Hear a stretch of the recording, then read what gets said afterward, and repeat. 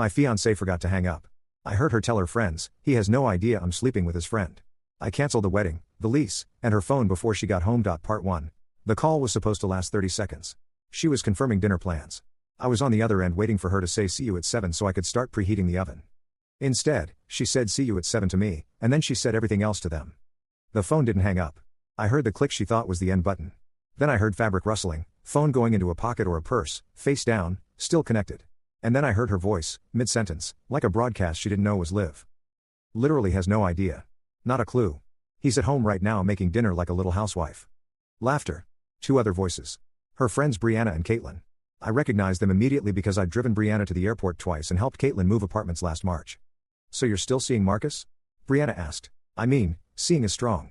We hook up. It's not serious. Marcus. Marcus Devlin. My friend since freshman year of college. Groomsman. The guy I'd asked to stand next to me at the altar in 6 weeks. Does Troy know? Caitlin asked. He has no idea I'm sleeping with his friend. And he won't.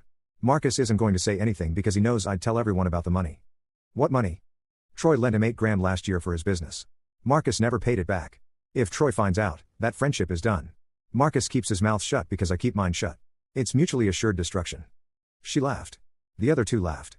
3 women laughing about the man who was standing in a kitchen preheating an oven to make lemon chicken for a woman who was sleeping with his groomsman and holding an $8,000 secret as leverage. I stood in the kitchen. Phone to my ear. Timer on the oven counting up. I didn't move. I didn't breathe. I just listened. Do you even love Troy? Caitlin asked. I mean, I love the life. The apartment's nice. The ring is nice. He's stable. You know, that's not love, Jess. It's enough. Love is what you feel at 20.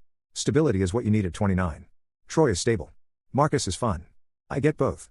What happens after the wedding? Same thing. Nothing changes. Troy works, I live, Marcus visits when Troy's at the gym. It's a system. A system. She called it a system. Like I was infrastructure. Plumbing. The pipes that keep the water running while someone else drinks. The call went on for another 4 minutes. I heard everything. The timeline, Marcus since October, 7 months. The frequency, twice a week, Tuesdays and Thursdays, when I played basketball at the rec center from 6 to 8. The location, Marcus's apartment, 12 minutes from ours. The logistics, she told me she was at yoga or Brianna's. Every Tuesday and Thursday for 7 months, I'd kissed her goodbye, driven to the gym, played basketball with guys who called me by name and passed me the ball, and driven home smelling like sweat to a woman who smelled like someone else's apartment. The call ended when Brianna said, okay, I gotta go. Tell Troy I said hi. And Jess said, will do. And this time the phone actually hung up. I set my phone on the counter. The oven beeped. Preheated. 375 degrees. Ready for lemon chicken that nobody was going to eat. I turned the oven off. Then I sat at the kitchen table, the table where we'd addressed wedding invitations 2 weeks ago, 118 envelopes, hand calligraphed by a woman Jess found on Etsy for $400, and I made a list. Not an emotional list. Not a rage list.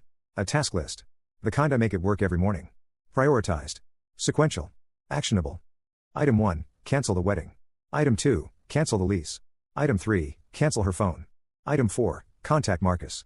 Item 5, protect the $8,000. Jess was out with Brianna and Caitlin. She'd be home by 10. It was 5:47 p.m. I had 4 hours and 13 minutes. I started with the phone. Jess was on my phone plan. Had been since we moved in together 2 years ago.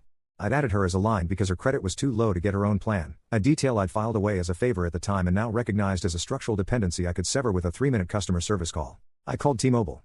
Verified my identity. Requested immediate suspension of the second line.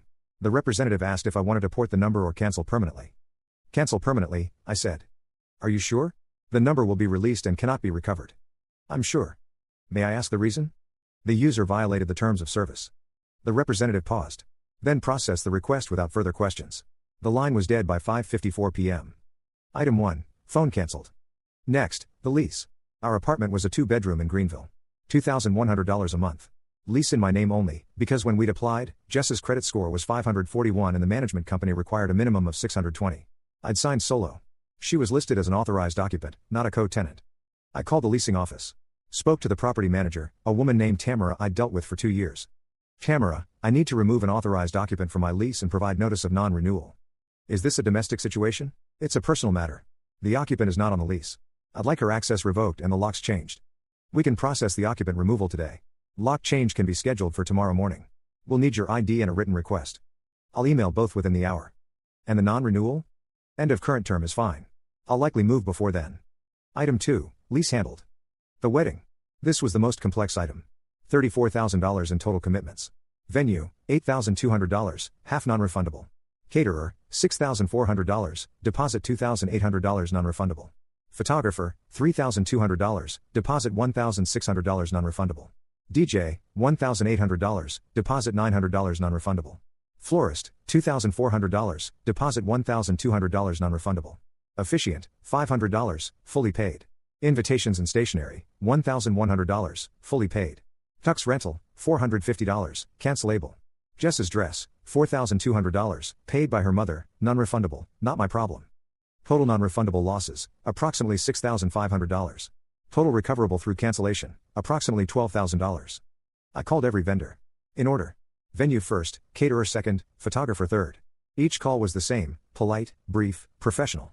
I need to cancel the event on June 22nd. I understand the deposit terms. Please process the cancellation and send confirmation to my email. Nobody asked why. Wedding vendors hear cancellations more often than people think. They process them the way emergency rooms process broken bones, routine, clinical, next patient. By 7:30 p.m., every vendor had been notified. Confirmation emails were arriving. The wedding that was supposed to happen in 43 days no longer existed. Item 3, wedding cancelled. Now Marcus. I didn't call him. I texted. One message. I know about you and Jess. I know about the Tuesdays and Thursdays. I know about the $8,000. Don't contact me. Don't contact her on my behalf. You have 48 hours to Venmo me the $8,000. After that, I'm filing in small claims. This is the last message you'll receive from me. He read it in 4 minutes. I watched the check marks turn blue. No reply. Item 4, complete. The $8,000. I pulled up my records. Last March, Marcus had come to me with a pitch. He was starting a mobile detailing business and needed startup capital. Equipment, supplies, insurance, a trailer. He showed me a business plan that looked like it was written on a napkin and then typed up by someone who'd never seen a business plan. I lent him $8,000 because he was my friend and I believed in helping people I trusted. I had a text thread confirming the amount, the date, and Marcus's promise to pay it back within 6 months. That was 14 months ago. He'd paid back exactly zero. I screenshotted the text thread. The transfer confirmation from my bank. His promise. The amount. Filed everything in a folder on my laptop labeled Marcus. Then I opened a new folder. Labeled it Jess. And I started packing.